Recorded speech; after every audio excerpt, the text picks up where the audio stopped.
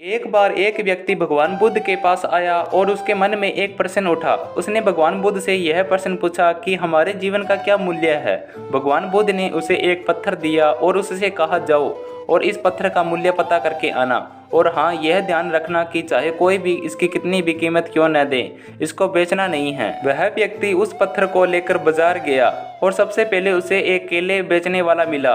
वह उस पत्थर को केले वाले के पास लेकर गया और बोला, इस पत्थर की क्या कीमत दोगे? केले वाले ने उस चमकते पत्थर को देखा और बोला, इसके बदले में 1 दर्जन केले ले लो और मुझे यह चमकता पत्थर दे दो।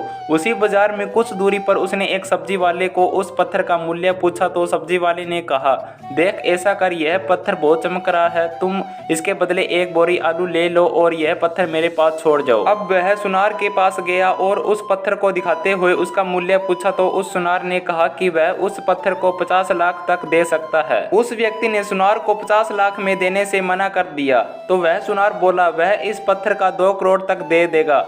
वह व्यक्ति उसके दुकान से बाहर निकलने लगा तो उस सुनार ने कहा, आप इस पत्थर का जो भी मूल्य मांग लो, मैं देने को तैयार हूँ।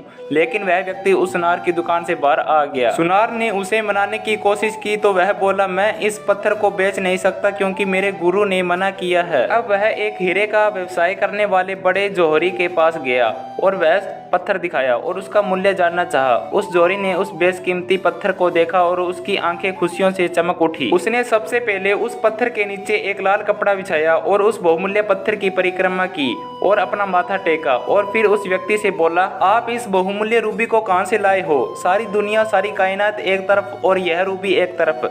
सारी कायनात बेचकर भी इसकी कीमत नहीं लगाई जा सकती।